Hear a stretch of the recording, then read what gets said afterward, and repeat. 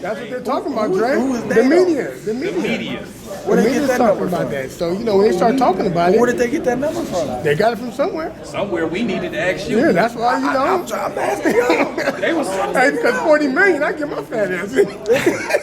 I'm trying to figure out where the number came from. Hey, So in about 3 or 4 years, you know, maybe down the line, you know what I'm saying?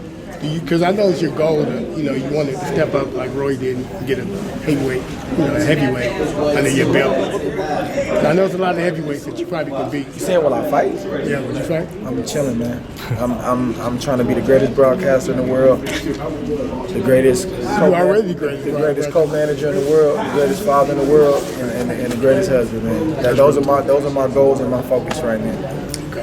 Dre, you even gonna transition to other sports eventually too? Not just As far as not even commenting maybe on talk shows, stuff in like First Take. Yeah, for sure. That's my ultimate goal. You know, because I can, and I love sports, and I can talk more than just boxing, and I've done that already. But you just need the opportunity. So yeah, I would love to do that. That's what I see for myself, and I hope it comes to fruition. And Dre, I got Canelo Kovalev coming up, man. I remember talking with Virgil before your rematch, and he said, Mess up the interview breakdown. Don't mess up the interview, man. He's not going to give you a breakdown like I'm giving. This is. Can you put the camera on this guy for a second? Andre, See if he gives you always trying to steal my shine on camera. He does give a good breakdown. Listen, Ask him. What you talking about? You talking about Berto? ask him the same You talking question. about Berto? Ask him. No, he I asked was going to ask something a little different, Dre. Ask him the same question. He interrupted the interview. I'm not interrupting. I don't know why he's interrupting. Listen, first off, Y'all interview him because he want the shine. Oh, no. He want the shine. Give it to him. Andre, though, he did give a good breakdown. But Andre, though, I remember Verge before the rematch with Kovalev, he said, Kovalev, he may hit hard, but he didn't. I look back, he didn't have that concussive power. The one-punch knockout power. With that said, do you think he can knock Canelo out with a said right hand? Or I mean, how hard is he hit, really? I'm not a big fan on rating guys' power. That's not like ever been my thing. Like, Why? just Is it more about how it lands, or is it? I've never been a fan of it. Like, I'm not a fan of saying, oh, that guy hits hard. Like, he's a good hitter. He's solid. But it takes more than that. Like, I didn't see the big right hand against Yard. Watched the whole fight, called the fight. I didn't see it. Saw a good jab, but I saw an aging fighter. I saw a fighter who doesn't have the confidence he once had, and he's no longer the crusher. There's no knock on him. He's Kovalev, like Sergey Kovalev. There's a difference. That guy's long gone. He's been long gone. So Canelo's fighting Sergey Kovalev, still very formidable, still solid, still dangerous, but he's not that guy anymore. The first 6 rounds are going to be very interesting. The best I think Canelo can do is get out of there 3-3, 4-2, even if he's, won 2 rounds and Kovalev won 4, and then step it up that last half of the fight. But Canelo's gonna have to be in the lion's den to get the work in that he wants to get in. And I heard Buddy McGirt say that Kovalev's gonna hit to the body, but Kovalev has never hit to the body. He's not trained like that. That's not his foundation. So it's late in the game to try to teach this man to start hitting to the body. He may land some shots, but he's gonna be in range to get hit. Right.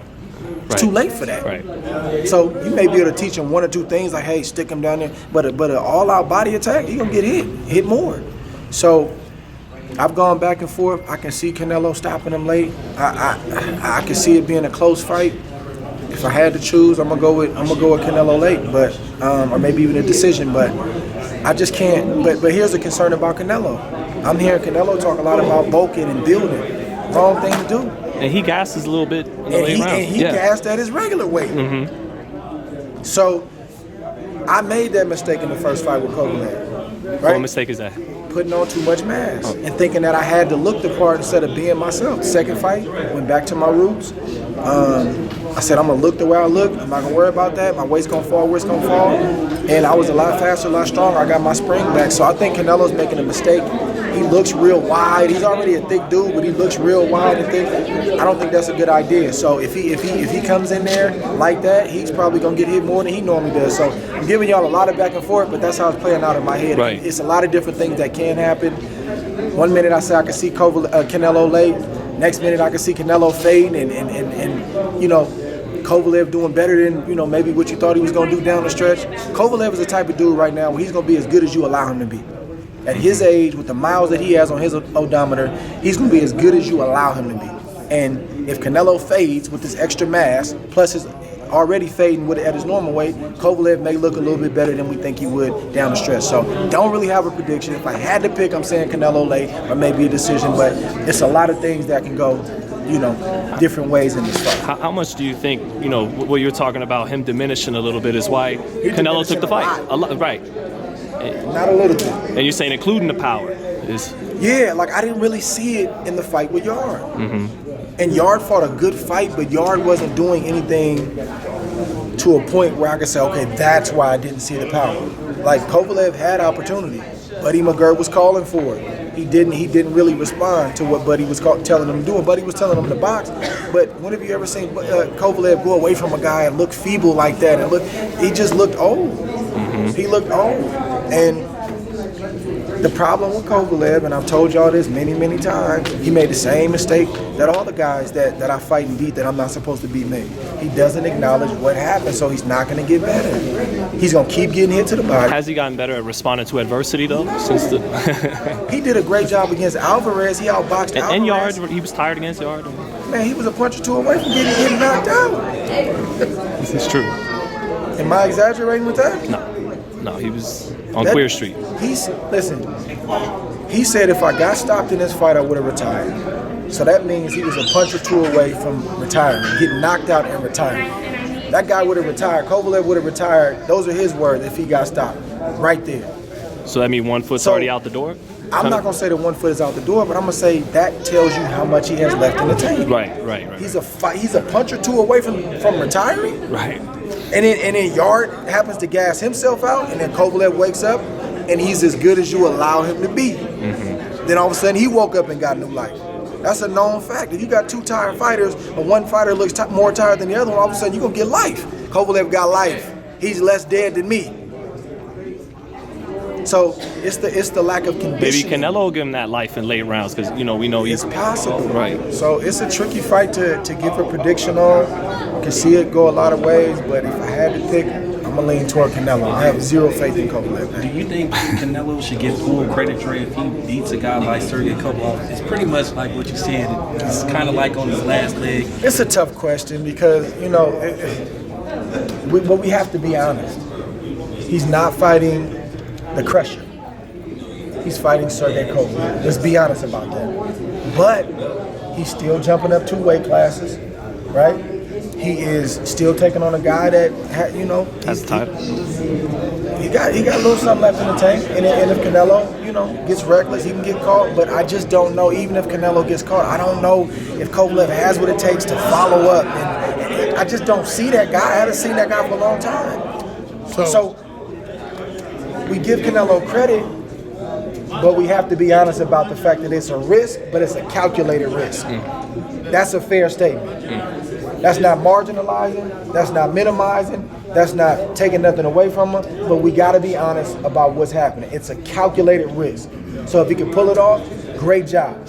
But it's a great job in lieu of everything else that Kovalev is bringing into the ring with a lot of baggage, man. Do you think the judges is going to be a factor?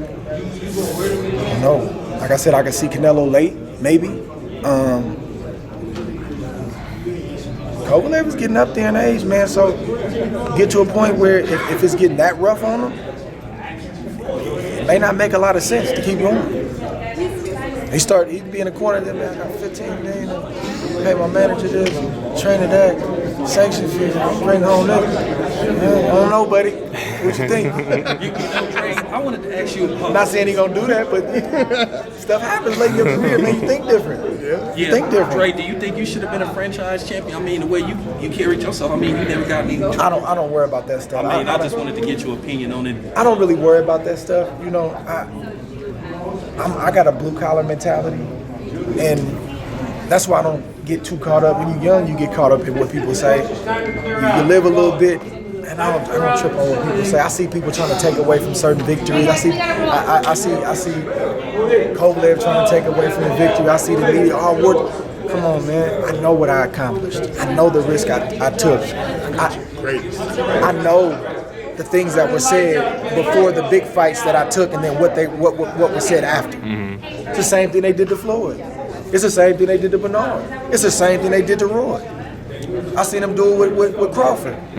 Victor Postar was everything until Terrence Crawford made him look like he was less than everything. Then it was like, oh, it's just Victor Postar. It's part of the game. I don't knock anybody for it. I know what I accomplished. I don't really have to have, a franchise belt to be like, I know what I accomplished. It wasn't easy. The record speaks for itself, and I'm content and I'm secure with that. And I'm just excited to see guys like Shakur Stevenson, Terrence Crawford do what they do. I'm on the outside. I'm not taking no punches. I'm not delivering no punches. I'm about to go. And I get to sit back, man, and I ain't got no bumps and bruises. I get to go home with my wife tonight. No ice bath, no Epsom salt bath, no nothing. I feel good. You watching the Niners tomorrow or the Raiders then? I'm going to watch them both. Okay.